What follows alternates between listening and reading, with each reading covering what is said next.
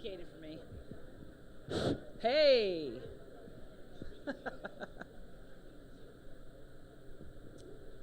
Hello, everybody. I don't have COVID, I promise. So, good morning, and I would like to say thank you to everybody that came today.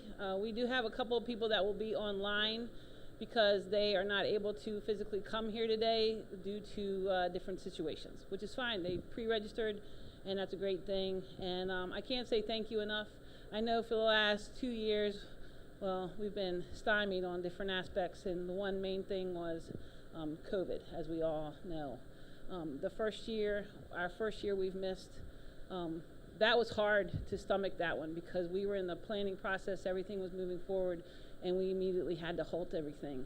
So we tried to push everybody to different ways to learning, and we're going to experience that today, some of the things that we took apart and used, and hopefully that you all can use back at your stations, your communities, and in the support of that very reason. If I could get Dr. Delbridge and the fire marshal down to do welcomes with me. Come on down. I just wanted to say thank you, and I'll start with the fire marshal.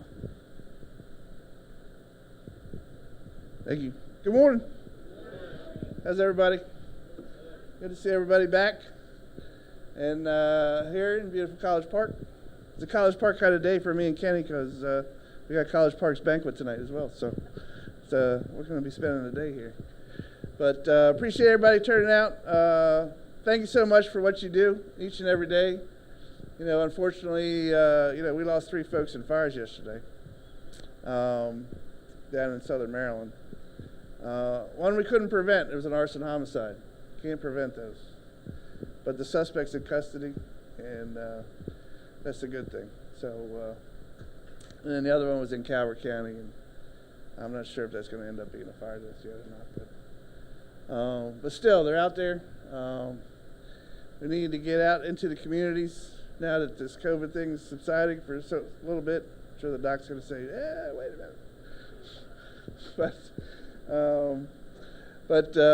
No, I mean, that's the only way we're going to work on this complacency issue, as you well know, with everything else. I mean, the folks, they just don't believe that fire is going to happen to them. And each and every day, it's happened somewhere else. It's happened in southern Maryland. It's not going to happen to me in Frederick County, or it's not going to happen to me up in Washington County or wherever else I'm at. So, again, take advantage of those opportunities to get out into the community. Try to, of some event going on or some fair or something going on or some other agency working in the parks or doing something, or if you're on the water and NRP's doing something, hey, pick up the phone and invite yourself. Hey, can we come in and be there with you, and talk to folks. Because really that's the only way we're going to be able to get through to these people is really talking to them and letting them know the situations that they're in with fires, and how fast they are, and how short amount of time they have to get out of their homes now once that smoke alarm goes off. So, and again, it just goes back to those, again, I've talked about it before, but those 5 basic messages. Smoke alarms, escape plans, close before you doze, get out, stay out, call that 911, make that call, as quickly as possible. That's the basic message that we just need to get out there. And if we do that, we save a lot of lives. And clearly we are. I mean, clearly the smoke alarms that we have with the 10-year sealed battery, the residential sprinklers, we're saving more lives than we are losing folks. But we still see quite a few folks' lives lost. We lost 9 children last year. 9 children. And again, a lot of the seniors as well. So our vulnerable populations are still vulnerable. And the one from yesterday was a child as well in the arson homicide. So again, focus on those folks, focus on those vulnerable populations, where they are in your communities. But keep getting the messages out there, keep pushing. If thoughts and prayers are good, but I want you to get out there and be like the guy in the movie who opens the window and says, "I'm mad as hell and I can't take it anymore." That's what I want you to feel, and make that difference. I want to thank Teresa and Sydney for all the work that they do. Not only for this, but for each and every day. You guys are out there doing it, and I appreciate that so much. The ambassadors, thank you to you all that you do. Being out there, talking to folks at your level, talking to kids and everything else. So appreciate that program as well. It's tremendous help here in the state where we have the ambassadors throughout the state going out there and talking about fire prevention and life safety. So thank you so much for that. Enjoy the rest of your day. We've got some great content coming up that I can see. And again, appreciate everything you all do. And again, thanks for being here. And I'll turn it over to Dr. Delbert.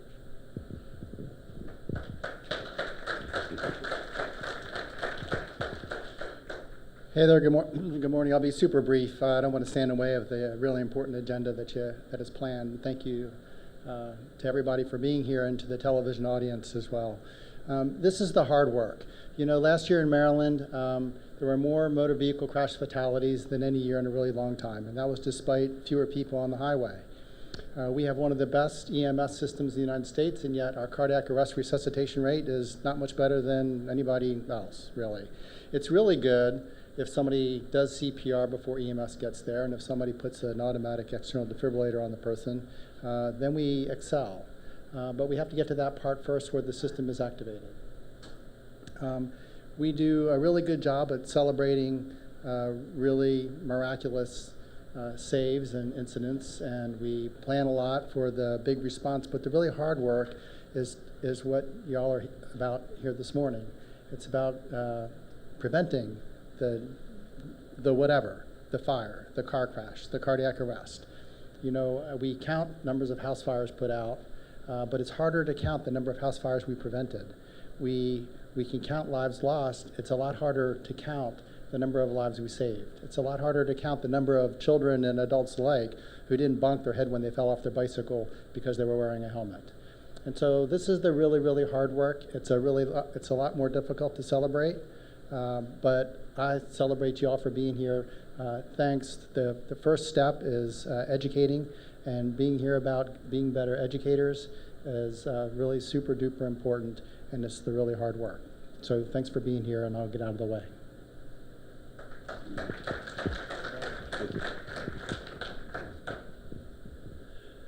Good morning. I'm standing in for Director Mike Cox on behalf of President Pines, President of the University of Maryland, Director Cox, and the entire faculty and staff. Welcome. We're glad that we can host the seminar today. Unfortunately, there are a couple rules that we have to follow. President Pines has not lifted the mask mandate in classrooms. In the hall, in the break rooms, in the restrooms, you don't have to have on a mask. In the classroom, you do. So please, don't put us in jeopardy. Please put your mask on, wear it while you're in the classroom.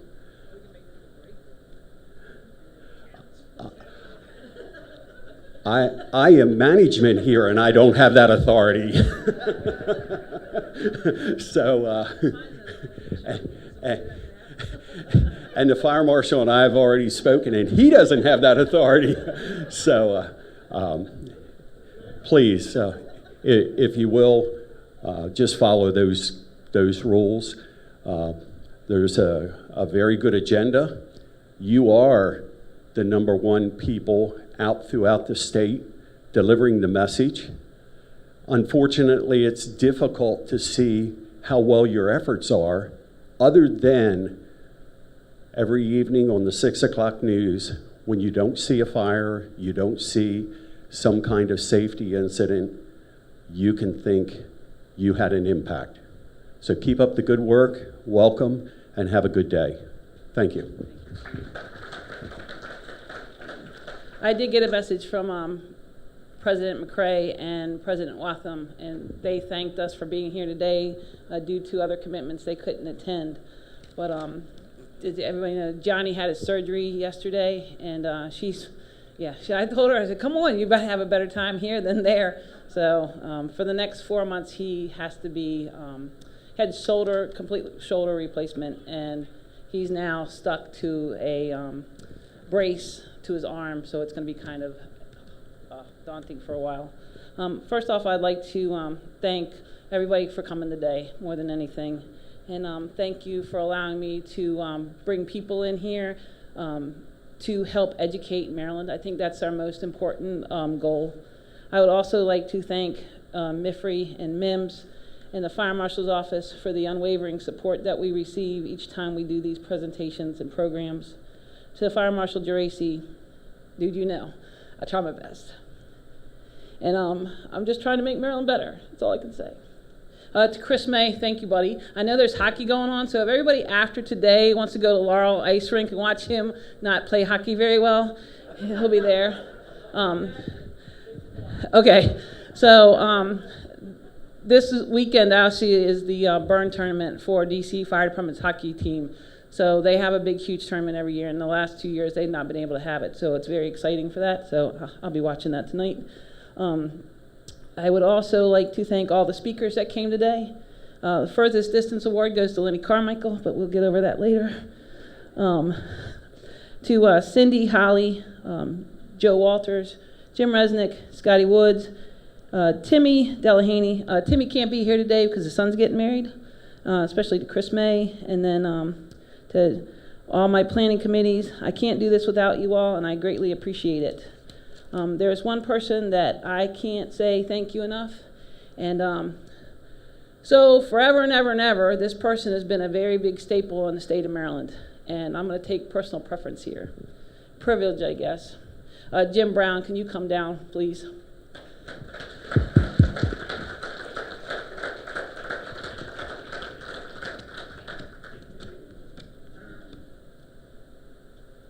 Well, one part of this is in my bag, so it fell out of the bag, but I'll take care of you. Everybody, if you've never met Jim Brown was the hardest working man in MIMS. So I greatly appreciate it. He's retired now. It's a great loss for the state. I know that you still have your little ties into things because we can't say no. You're going to stay. Once you're part of the Big Shirley family, you're part of the Big Shirley family. So this is a little thank you. The other part fell out, but I'll take care of that in a few minutes. But Jim Brown, I can't say thank you enough. Over the years, you've always been supportive of this task that we have, especially, usually we have this in March, but we needed to move it to April because of other conflicts.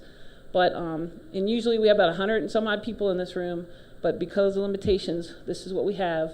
But your efforts, I know, saved thousands of people. So thank you. Thank you. So as I close, I just got a couple of things. If you want credit for today, please do this. Joe Walters created our new seal. We're going to start using the seal on a lot of different things now. There's a QR code. You scan the QR code. If you're an EMT or a paramedic and you get your continuing education, you get 5 hours here for today. And then fill that out. There will be a section in that so that you can fill it in. If you're not, just skip that. You'll still get the credit. You'll also get a instantaneous certificate for today so that you can turn it into your training. Oh, 3 minutes. Okay, so Cindy tested it. It takes 3 minutes. Yep. And then today I'd like to thank our speakers, Kenny Bush, Jen, Najee Kirby will coming from Safe Kids. MDEM is going to have someone come in, and Bree Duggins. Hold on, Lenny. I'm holding up for you, buddy. So we all had to learn different ways to teach and educate our community. So today we're going to do it 2 ways. One, we're bringing MDEM in to a special way. MDEM is the new term for, Holly, how do you say it? Okay, so last year, under the governor's rule, they were able to become their own body of the state without going through all the different things. So that's a good thing for us, and I think support will be even further for them. And then we have Bree Duggins coming from North Carolina. She is an educator, a good friend of ours, and she actually created some stuff in the very beginning of the pandemic because she's a school teacher, and she had to help the fire service how to create things. Her presentation is on the thumb drive, so everything that we have today on certain things are on there, resources and tools and stuff. So please open that and look at it. And then everybody knows bathrooms over there. Lunch will be here later. We have to say thank you to Cindy and her program because that's how we get lunch here. So I would just like to turn it over to who's doing the introduction. So we have 3 ambassadors, so we have to introduce themselves. Just pass it down and we'll do it this way. Hi, my name is Ashley Paulson. I am the current Miss Carroll County. Good morning. My name is Laurie Legruckman. I am the first runner-up for Carroll County Miss Fire Prevention. I'm Savannah Robeski Smith. I'm the Miss Fire Prevention Association.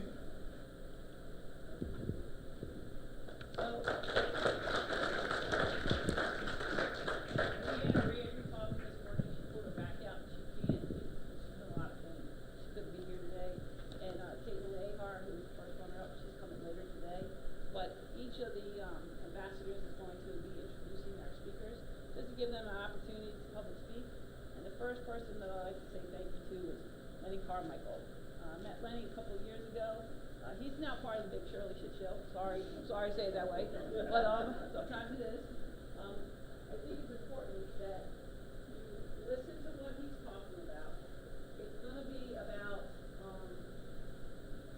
his program, but as an educator, listen to what he's talking to you. Take that back to your community and embrace on how you can talk to your public so that they understand what the fire service does. You know, there's a lot of times like I have fire inspections 1, 2, 3, pro boarding in that. I have fire instructor 1, 2, 3, pro boarding in that. Gotta take that part all over again. Some 2 years, some days past that part. But I think it's important to keep yourself educated, learn these new things, learn what's going on out there. Just don't stick to fire prevention. There's so many other opportunities that the state offers. We have to embrace those messages so that we can build better tools and resources for our community. So our first speaker this morning is Lenny Carmichael, and he's all the way from Trenton, Florida. Go ahead. Good morning. So I'd like to introduce Mr. Leonard Carmichael Jr., Deputy Fire Chief of Operations. Leonard Carmichael Jr. retired as a Deputy Fire Chief with the City of Trenton Fire Department of the Fire and Emergency Services.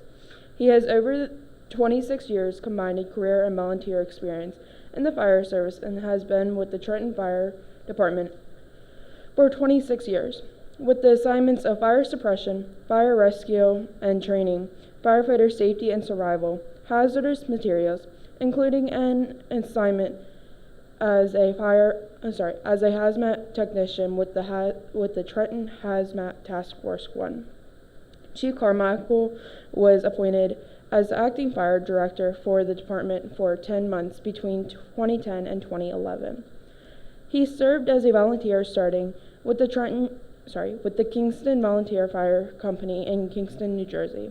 He then joined the Nottingham Volunteer Fire Company as associated member and is presently a member with the Mission Fire Company in Boyertown Township. He received his associate's degree in Fire Science Administration from Mercer County Community College with a 4.0 GPA.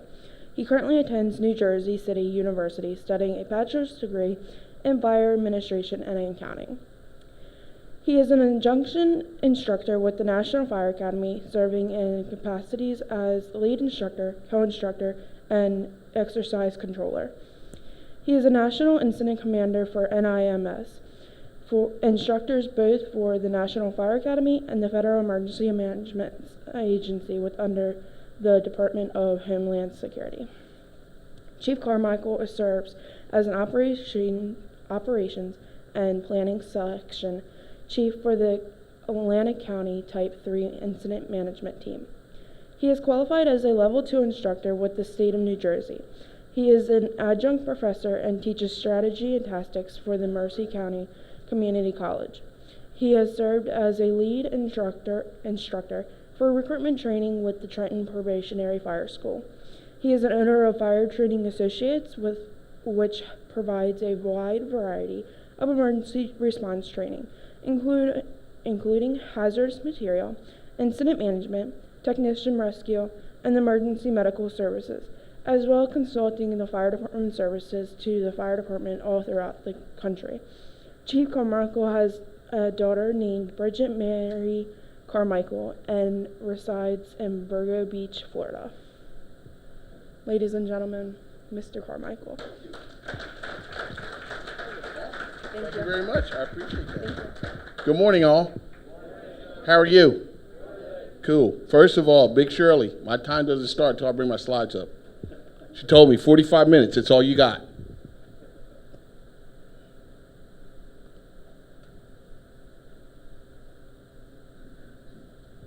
All right, let me turn my... Can everybody hear me? Can everybody hear me? How do you turn this off? Got it. I'm good. How's that? Can you hear me?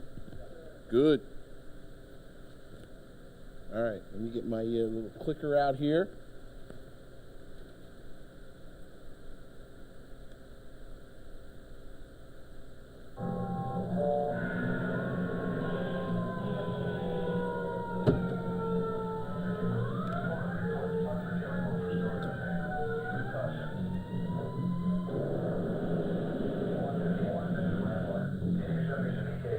All right, I do that to get everybody's attention. Who here remembers emergency? That's awesome, right? Yeah, you can tell you're getting old when you start seeing the lower hands go down. You know what I mean? All right, there you go. So, just so you know, I sort of do an animated class. I walk around. So you know what that means? If you're hungover, stay active. Okay? If you go to sleep, you will be called to the front. T, tell them. Will I call you, T? I know, T. You good, you good. All right. So listen, what I'm here to talk about is a different type of community risk reduction. We're going to talk about community risk reduction on behalf of the fire department and why they need to do an initial size up when they go to an incident scene. Okay? So with that being said, that's me. I appreciate the accolades. The biggest thing that I'm really proud of when I was acting fire director, imagine if somebody came to you, if you were a president, CEO of an organization and said, we're $7.5 million short and we want to cut your department by 1/3. That's what I had to deal with in 2010. We were able to get 3 SAFER grants in a row for $48.9 million and save those jobs. And the best thing that I'm proud of, yes, I've accomplished a lot of things, but nobody ever lost a job under my watch and nobody ever got demoted. And that's what I'm most proud of. So with that being said, the best way to describe my job as a deputy chief, I had 10 children, 44 grandchildren, and 169 great-grandchildren. Okay? Those were my battalion chiefs, captains, and firefighters. And one of them, or all of them, on the same day, could have an issue. Because basically all you do is you throw them back into play. You know, you're sort of like the mama bear, you know what I mean? It's going to be okay, boom, boom, and boom, you put them back out there. All right? So, here's what we're going to talk about. I put this disclaimer up here. I actually had a gentleman come to FDIC. He says, hey, I'm going to be filming your class. Next thing I know, I get a phone call from Nebraska. This gentleman was teaching my class. Yeah. So I put that up there again. There will be additional information. I promise this nice young lady here in the back that I will be giving out the PDF for this presentation if you need it. Okay? So this class is designed to improve the goals of the United States Fire Administration. When I put this class together, these were some of the goals of the United States Fire Administration. And when you start talking about professionalism, we need to make sure that whether you're career, volunteer, combination, we are all professional, right? So when you look at this class, it covers pretty much all of those goals. The objectives are more specific. We talk about decision making. How do you make decisions? Do you have a plan? Or is it based on what? Experience, your training, right? And how about your gut? Gut feeling, right? Okay. So we talk about this 4-letter words called NIMS, National Incident Management System. We use NIMS every day of our lives. Just don't realize it. I got a very good friend of mine, Doc, pleasure to meet you. We'll shake hands later. But he's a trauma surgeon down in Cooper, down in Camden. And I asked him, I said, how do you make decisions when somebody's on this table and they're going to die? He says, you know what I do? I run the orchestra. So what do you mean? He says, I believe in your 3 Ds of instant command. It's called duck, dodge, and delegate, and keep it off my plate. He says, I have certain people in that room that have a specialty that know what to do. And he says, I just assign them. Will I make ultimate decisions, life or death? Yeah, probably. He says, however, I have a team. And part of that team is making sure that that patient stays alive. Right? Am I right so far, Doc? All right. So, how many of y'all got children? All right, here we go. I'm going to prove that NIMS works. You ever told your child to clean the room? Okay. So, if you told your child to clean your room, are you sort of the incident commander for the house? I can tell you, no offense, when I was married, I was never the IC. Okay? I wasn't. If she left, then I was like a deputy IC. I took command of the house. But here's my point. You would give your child an objective. I want your room clean by the time that I get home. Is that a smart objective? Yeah, it's specific, it's measurable, it's attainable, it's reasonable, and it's timely. Now, here's the problem. We never told the child how we want the room to be clean. And we never gave them a definition of what a clean room looks like, correct? So now you come home and you're exhausted from work, you come in, you clean your room? Uh-huh.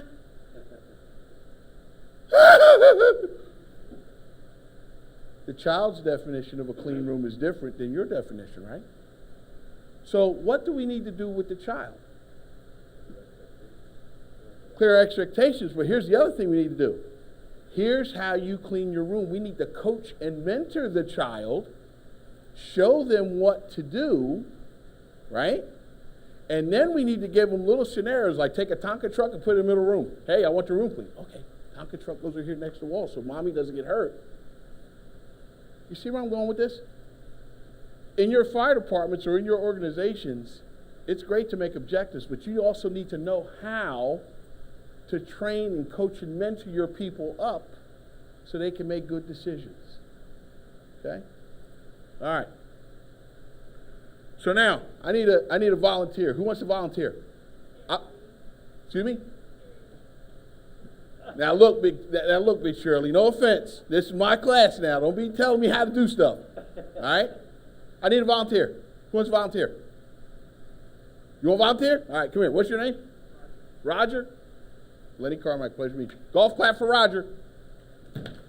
So Roger, this is the hot seat. Have a seat. We're going to place Roger on the Alpha Bravo corner of the building. So Roger, you have any fire service experience? I do. You do? Chief? No. Deputy Chief? Firefighter? That's even better yet. So now, we're going to give you a little scenario. You're riding first due, you're engine one. You're engine one. And you pull up, and we're going to do a little walk around, and then we're going to show you what you got. So you have this 3-story semi-detached, or some people call it a duplex, single-family dwelling of balloon frame construction. Okay? So you have side Alpha, side Bravo, side Charlie, side Delta, and side Alpha. Here's the basement. Now I'm going to tell you right now, listen to me, look at me. The fire is not in the basement. I'm telling you that. No trick question, it's not in the basement. Okay. This is the first floor. That's the second floor. Now you pull up, this is what you got. Okay? Yeah, rule of thumb. Yeah, that works. So you got smoke showing from the 3rd floor, Division 3. You do your walk around, you still have heavy smoke in the exposure here. Here's the fire.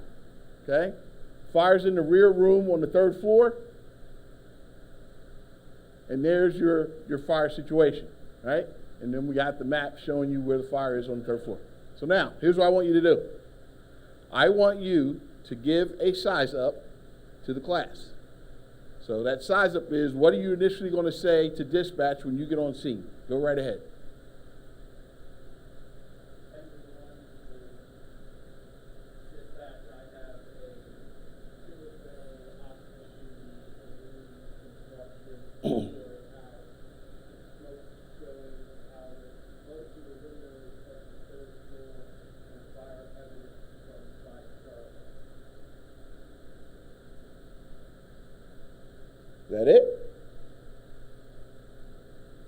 All right, let's start with that. He did a good job. Come on, good job, good job. So now here's how I'm going to show you how this works. You saw what he did the first time, right? We're going to bring you back up here in the end, and you're going to do this again, and I guarantee you, you're going to hit all the check marks, because it's all about coaching and mentoring. You feel me? Got it. Have a seat. Now, I want you to practice up. Don't get worried. You're sweating a little bit. I was a little concerned. All right. So, I love to use sports analogies because I actually had the opportunity to play for one of the greatest football coaches in the state of New Jersey, Bill Long. Bill Long won 15 state titles while he was coach at Pennington Prep. And out of those 15, 10 were 9-0-0. And 3 of those years that I was in his high school, I was part of 3 state championship football teams. And one of the things that Bill Long always said was that the trials and tribulations we put on you on this playing field will get you through the trials and tribulations of life. And I never forgot that. He had a system. That system was you would come in, didn't know what to expect, and he would give you a playbook. And it was up to you to learn that playbook. However, there were different variations of that playbook. Well, I'm sort of going to be your Bill Long today. I'm going to give you a playbook. Everybody here has my little size up checklist, right? This is the playbook. When you pull up on a scene, this is your playbook. Okay? And we're going to have you come right back up here and show them how this playbook works. Okay? So, when we pull up on the scene, we do an initial size up. And part of that initial size up is Command Size Up Help Action, CSHA. I'm all into acronyms. Acronyms are awesome. That's how I got promoted. Okay? When you're studying, you find a way to study. Acronyms. Command Size Up Help Action. So, we establish command, we give a report of conditions, actions to other people, and instructions. Okay? You do this when you come to work, believe it or not. When you come to work. How many people here have to relieve somebody from a shift? Right? Okay, ma'am, I'm going to use you for example. What's your name? Bridget. That's my daughter's name. That's a good name. Absolutely. Thank God she just graduated college. Whew. Anyway, so Bridget, when you come into work, right, who do you talk to? Right, and what type of information do you exchange with that person?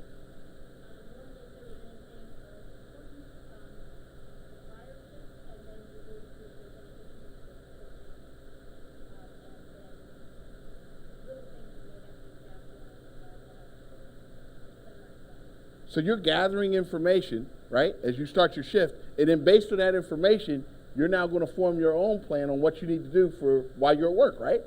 Okay, well, we do the same thing at a fire scene. We do the same exact thing. So when you talk about expand it, we're going to establish command, give a unit ID and address, a command mode, and a location. If you look at the outline in front of you, it has all that information in there. It's just a little expanded out. How many people in here work for a fire department where you have to take a promotional exam?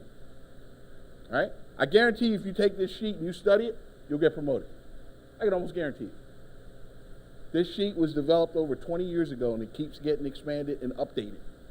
Okay? So, again, that's my gift to you. Good luck. Let me know how it turns out for you. Help. When in our job, do we have resources that we need to call on to help us get done what we need to accomplish? Right? All right, I'm going to throw Big Shirley out there. Big Shirley, you came up here and did your introduction, and you named a lot of people because you know you couldn't do it by yourself, right? Actually, good job. That's a true definition of a good leader. Norman Schwarzkopf had an opportunity to meet him. His father started the New Jersey State Police. And Norman Schwarzkopf was on Barbara Walters, and she asked him, she said, "Why are you so good at what you do?" And he said, "I have the ability to surround myself with people that know more than I do. And they make us all look good." So when you start looking at the help statement, who are the resources you're going to call in to help you mitigate this incident? The actions. Now, Help and actions can be addressed through an SOP or an SOG or an operational guideline in your organization. Okay?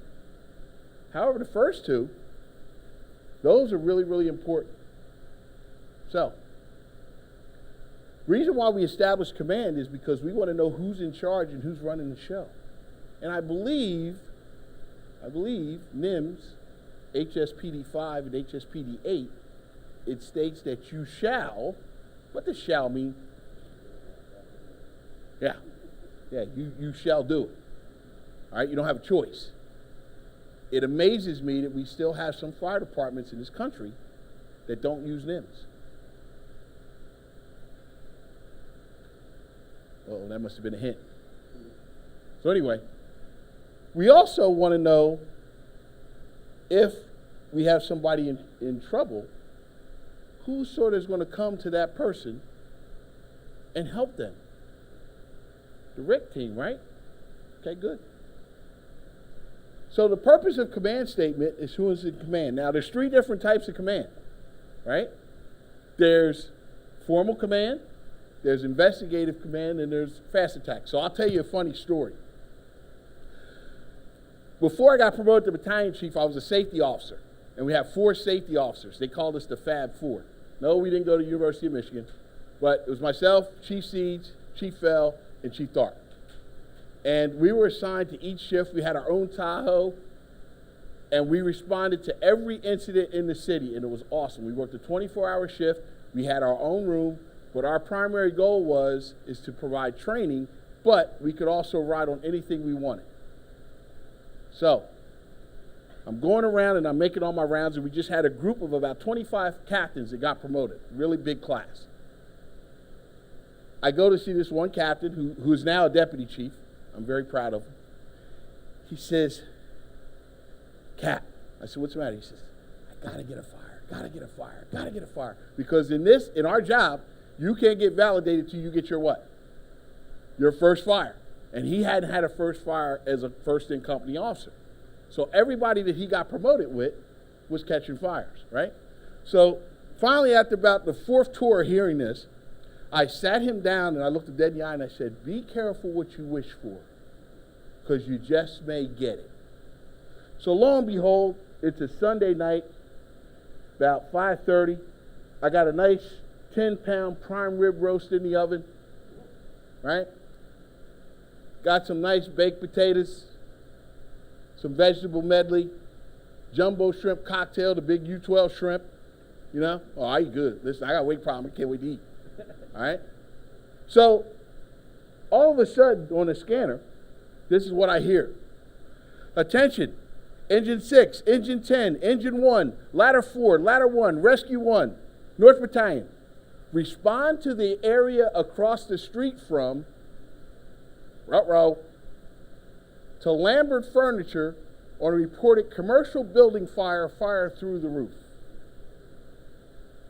So as soon as I heard that, I went and looked at the oven, and I turned the oven off. And my former wife said, what are you doing that for?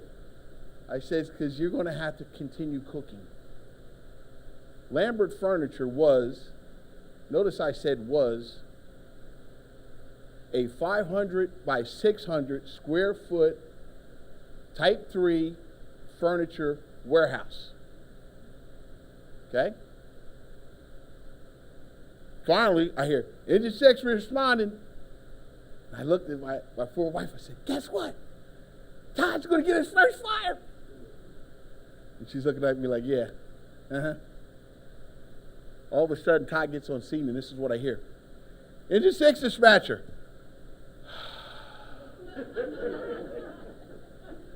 Go ahead. Engine 6 is on location. I have a 1-story, 500 by 500, 1 square block factory warehouse of ordinary construction.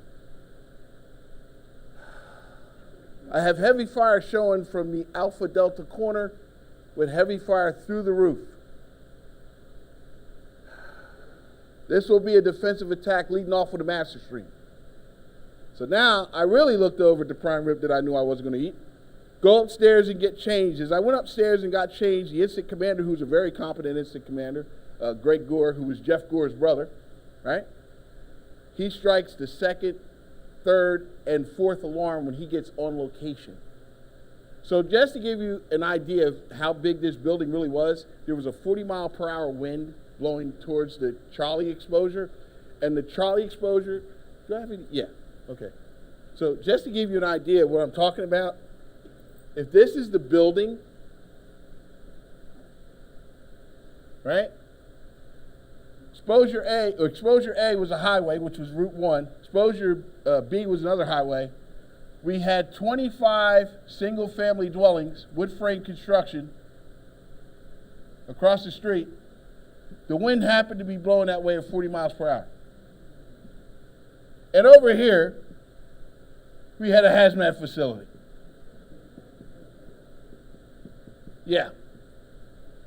So, at the height of this fire, ended up being close to equivalent to a 10-alarm fire. We had 15 master streams in place, flowing about close to 10,000 gallons of water per minute. Finally, I get there, I get assigned, of course, to the hazmat facility as a safety officer. And I'm doing my rounds at 6:30 in the morning, and all this captain wanted was to get his first fire. He's sitting on the running board. He has icicles hanging off of his helmet, and he's trying to get some sleep, soot all over his face. So I wake him up. I said, "How you doing?" "Good." "How you doing, Pat?" I'm looking at him, and he's facing me. And in behind, I see the building, and there's nothing left. It's just a fire. And I said, "How'd you do?" "I think I did all right." I said, "Well, we found the, Lost you. Lost me? Lost you. Oh, he gone. He gone. He gone. He back. All right, he back. Okay, sorry about that. So I said to him, I said, "It's okay. We found the blueprints in the Knox box. We can replace the building." I said, "But why did you take your time?" He said, "Because I felt myself getting excited." So what he would do, he pulled up, got out of the truck, he would look, he would turn around, and then he would talk into the radio. But what he did was very, very good. Because you know what he did? He established a branch Alpha, branch Bravo, branch Charlie, and branch Delta. And when the chief came on location, the chief really had nothing to do with but to assign resources. Right? When you look at the formal command mode, we definitely need to have that established because that lets us know who's in charge. Okay? Investigation mode, when you pull up, all that is maybe you have an alarm system somewhere. Okay? If I have a fast attack mode, maybe as an officer I can go with my crew and knock this fire down real quick. If I know it's going to be a long extended duration operation, well, guess what? I'm actually going to now go into formal command mode. All right? So now this is an example of establishing the command and everything that needs to get done. And these are just giving you examples here. All right? So now what we're going to do is we're going to build on this activity. Now I want you to take notes because you're going to have your final exam. And if it doesn't go well, then that means everybody's got to sit through this presentation again. It's going to be your fault. All right? So I need you to take notes. So now, here we go. We have a one-story commercial building, ordinary construction. We have a common cockloft. Everybody here knows what a common cockloft is, right? Who here does not know what a common cockloft is? Oh, it's okay. Okay, so a common cockloft, you see where the roof of this starts? There's an area by about 3 feet that runs the entire length over all these stores, and it's open, but it's a big void space. So fire is sort of like an evil bully, right? Fire comes up, goes, "Hey, where can I go? Where can I go? Hey, okay, I'm going to go in the cockloft." And we as firefighters, what do we need to do? Get back, fire. We got this. Right? You feel me? All right, I got you. So, we have our Alpha, we have our Bravo side. We have our Delta side and our Alpha side.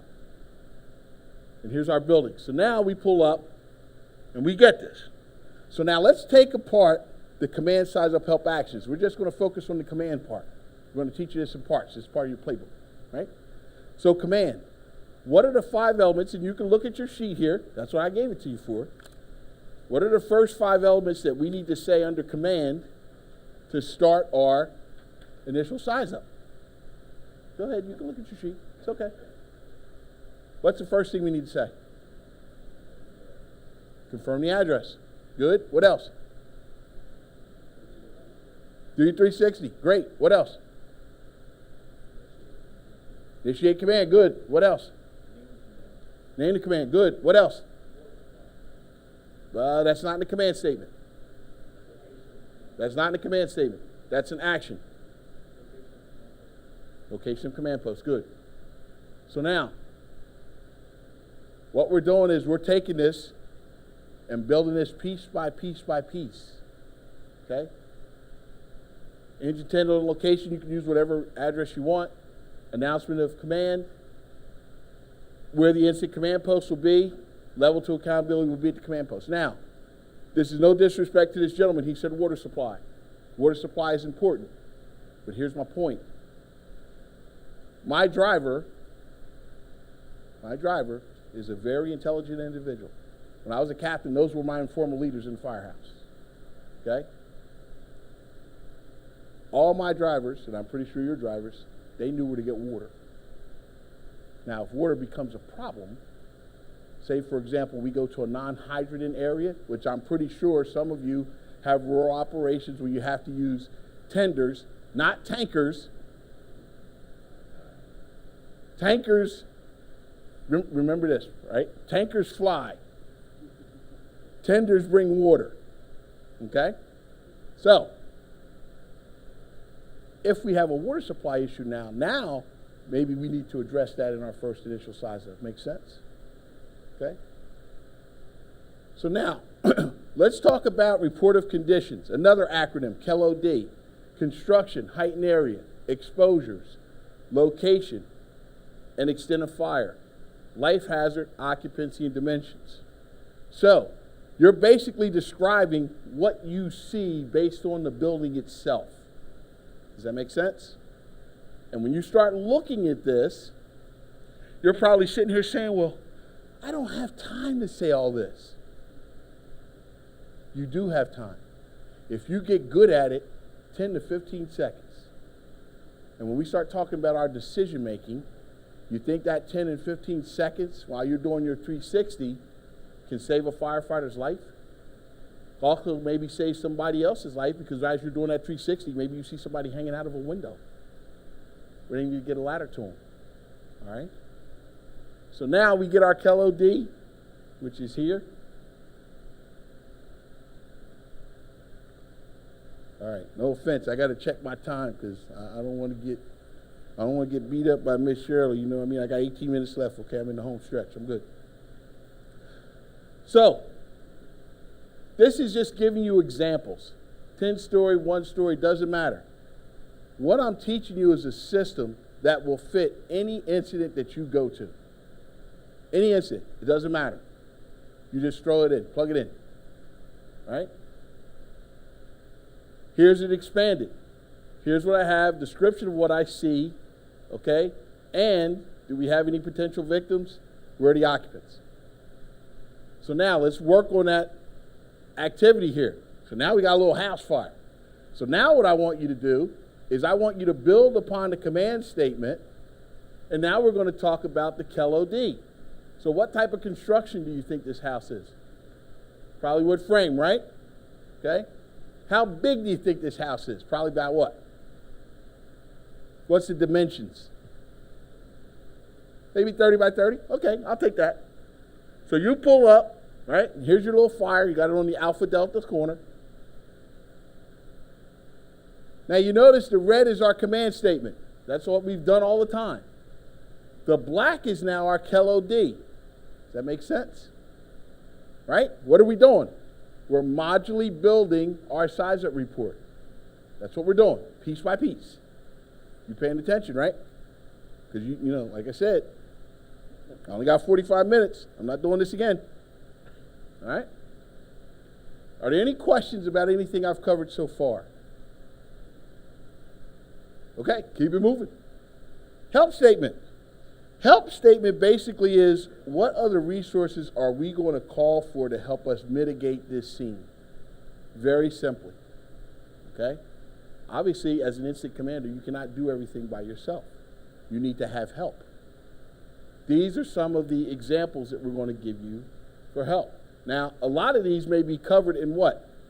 Dispatch protocols, right? If they're not, you have to call for these resources. Okay? And this is the reason why we need to call those resources. Again, you can have all of these through a standard operational guideline in your department, or a procedure, maybe a dispatch protocol. Okay? These are some auxiliary people that are going to come and help you with things. So now, we go to our third activity. Develop a help statement. So here we go. We have a one-story commercial building. Our one-story commercial building is approximately, I'd say, about 50 by 100. That sound about right? Okay? We do our walk around. And now here we have our fire. So now let's talk about our command statement. Let's talk about our size-up statement. Let's talk about our help statement. What are some of the resources you think we're going to call for based on this building? You can look at your sheet. That's what it's there for. That's where you participate.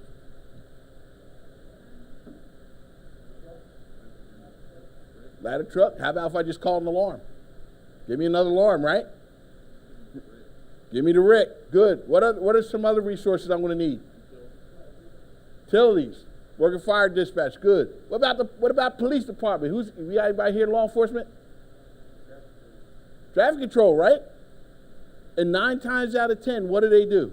They come there, they cut off this intersection, they cut off that intersection, they just chill, play it on their little pad, and then we don't need them more. Thanks, officer, appreciate it. All right, got to roll. Okay? A lot of these resources, do you think you're going to need for the whole entire incident? Probably not. But I'd rather get them on the way. You know? Get them on the way. You can always send them back home. The example I'll use is my daughter. My daughter got a flat tire. She calls me 11:30 night, scared the living crap out of me. Okay?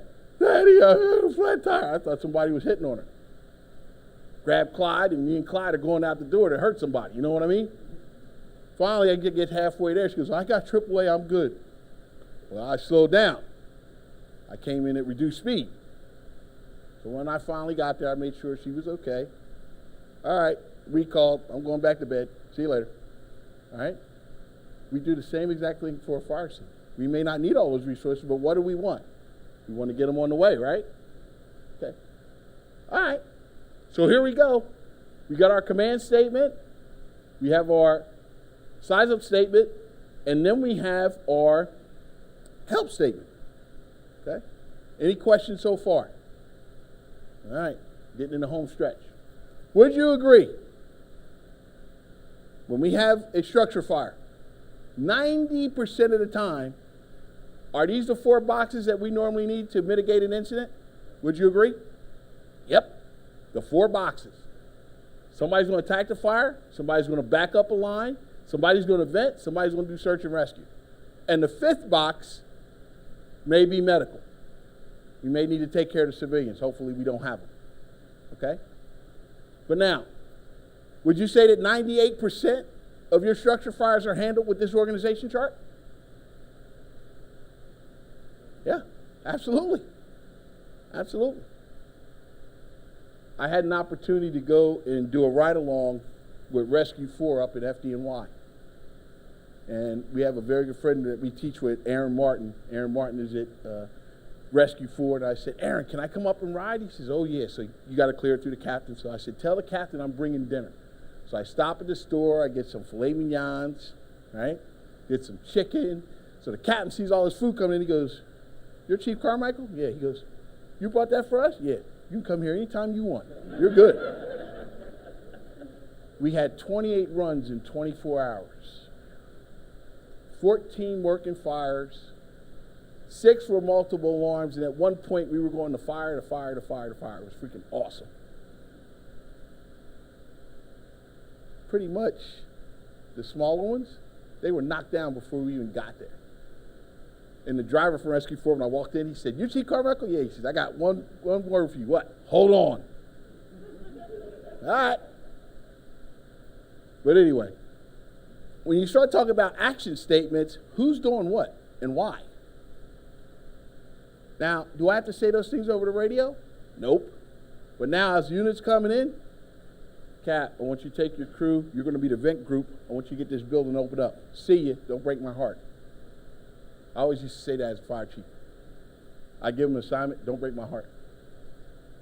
Okay? I need you to be Division 3. Go check for any extension. I'm giving you Engine 5. See you later. That's all I have to tell them.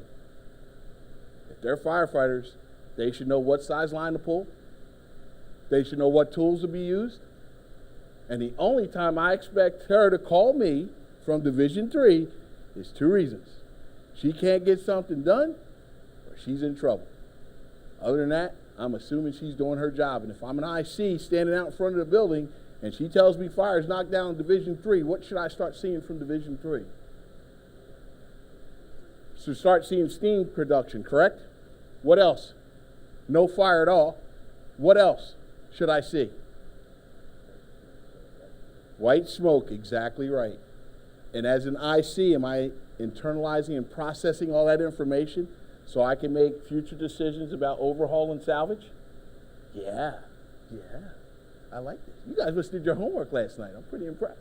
Well, it's always good to speak in the morning, because in the afternoon, so if I'm in charge of an incident and I don't delegate these, do I eat them as an IC, as incident commander? Right? Okay. All right. So you're probably saying this doesn't work. This is all theory. As a battalion chief, I had a gentleman come up from North Carolina. He had to do a ride-along to get his bachelor's degree. So he gave me a call. He came up. We were working a 24-hour shift, and I brought him in the firehouse and got him all situated. So we had just got done drill school, had a nice lunch. 1 o'clock on a Saturday is like nap time for me. I put my jazz on, I go in my room, take me a little quick cat nap for about 2 hours, then I'm good. So I just get my recliner, football games on, lights come on. 230 Highland Avenue. 1:30 in the afternoon. As I'm walking towards and hitting the pole, dispatcher calls me, says, "We're getting numerous calls." Now, this is in the afternoon. What is that telling me already? I got to work in fire. What else? Oh, hold that thought. Occupants, be more specific. Well, depending on, it's 1:30 in the afternoon, so if it's a weekend, it's people that want to be home. Exactly right. Kids, it won't be, if it's a weekend, kids won't be in school, so that increases the load as well, too. So based on that, rescue now may be a concern. I get to my car, I said, "Dispatch, give me the all hands," before I even got out of the house. All hands in the city of Trenton brings 4 engines, 2 ladder companies, a heavy rescue company, 2 chiefs with 2 resource unit leaders. We don't call them aides. We call them resource unit leaders. I'll tell you that story in a minute. And an air truck. We can throw 32 people at an initial fire within the first 4.5 minutes. That was our plan in the city of Trenton. We had an officer and 3 on every apparatus. Good, that's good then. Yeah, I ain't mad at you. I hope you get 6 or 7. All right? So now, as we're pulling up, as we're responding in, my resource unit leader, or my aide, Paulie Drum, he says, "What do you think?" I said, "Oh, we got a fire," because you know the area. Engine 1 pulls up, Captain Normile, and he gives an excellent SISUP report. Very calm over the radio. He says, "Engine 1 dispatch, we're on location, 238 Highland Avenue. We have a 3-story semi-detached row, ordinary construction, with heavy fire showing from Division 2 and Division 3, heavy smoke showing throughout. Exposure A is a street, exposure B is a similar detached structure with 3-foot separation. Exposure C is rear yard. Exposure D is similar attach. This will be an offensive fire attack leading off 1 inch and 3/4. That was his size up. Now, while he's saying that, guess what his crew is doing? Of course, they put the nozzle between the legs. I taught them that. You don't put the nozzle between your legs, you lose it. Right? Anybody ever had a nozzle stolen from them? Wouldn't happen again, did it? That's right. So now he gives his size up. All the companies come in. As I get there and I park on the corner, so I got to walk in. So that was the assignment, initial assignment, and then the assignment upgrade. As I'm walking in, see this guy right here?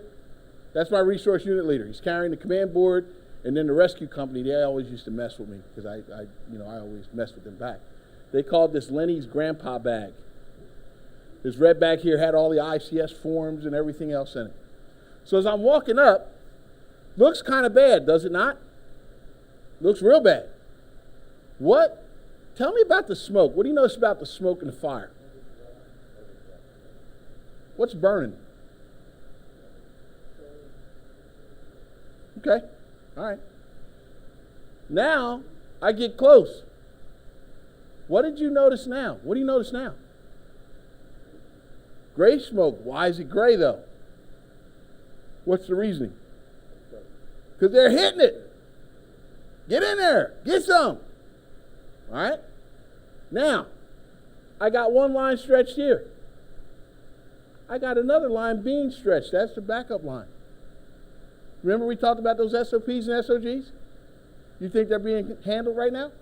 Yep. By the time I get here in the front of the building to do my 360, look what I got. Right? And look, who's this? And wait a minute, I got a line stretched here, line stretched, got a third line being stretched, which is going to go to Division 3, and I got a line being stretched in this house here, which is the exposure delta. And look, who's that? That's a ladder company person. And they have all their gear on. Ventilating the window. Now we got 3 lines stretched and operating, 1 line in the exposure, and we had knockdown. We had a little extension into the thing. But here's the deal. That was our ICS organization chart. How many people am I talking to as the IC? I'm talking to 4 people. And my 4 people, here's how the conversation's going to sound. You're Division 2. Command from Division 2. Answer me. How you making out up there? Receive. Because now if I'm at the command post, you know what I'm doing? This is all I'm doing.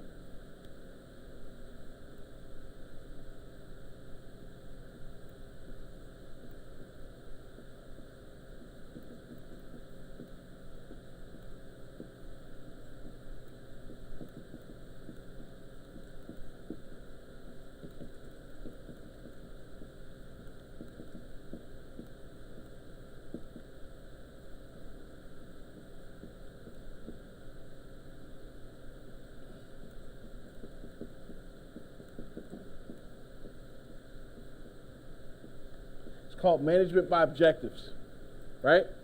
Rescue, primary negative. Okay, got it. I'm still watching fire. Chief, exposure D is good. Check. Fire's knocked down. Checking for extension. We're starting overhaul now, Chief and salvage, and the building's open up. As a chief, that's all you do. Duck, dodge, and delegate and keep it off the plate. And based on that, right? I'm now going to make an evaluation and do what? Put the fire under control. Make sense? All right, I only got 5 minutes to go. Come here, my friend. This is your shining moment. Everybody's looking at you. You got the fire marshal here. He might give you a contract. You know, I heard your contract's up. So you might get a new contract, whatever. Have a seat. Don't sweat now. You want a glass of water or something? You all right? I'm good. All right. So here, simulation 1, here we go. Here's sides Alpha and Delta. Here's side Alpha and Bravo. Side Bravo and side Charlie.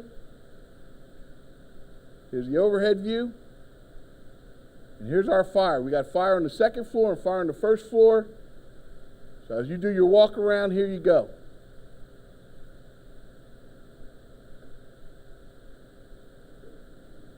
All right? So now, give me your size up. Now, based on everything we talked about, right?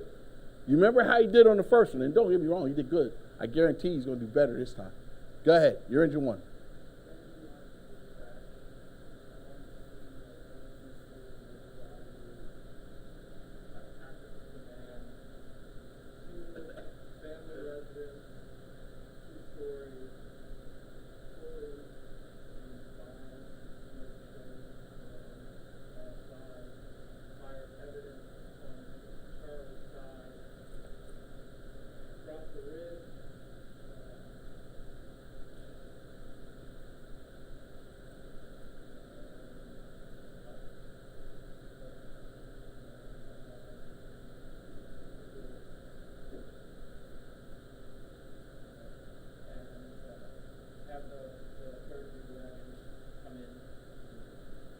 How'd he do?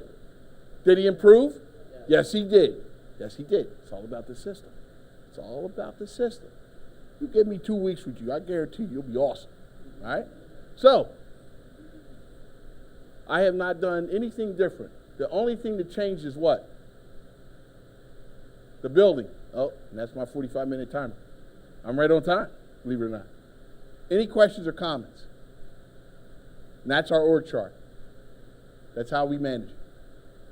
So here's our summary of basically everything that we're going to do. You have that on your sheet. I'd like to thank the State Fire Marshal from Maryland, Chief. I appreciate you having me here. Steve Cox, the Deputy Director. Dr. Delbridge, sitting in the back, thank you. Kate Michaels Lovelace, Executive Fire Director. Joe McCrae, Becky Watson, and last but not least, get on down here, girlfriend. You know how we roll. That's my contact information. If anybody has any questions or comments, my phone number is there. My email is there. I'll be up at Emmitsburg, and then I'll head out to FDIC next week, or actually in a couple weeks. And also, I'd like to acknowledge my boss's boss's boss, Dr. Eric Gablinks, the superintendent of the National Fire Academy, who stepped in the room. So, any questions or comments? Thank you very much. Have a great day. So,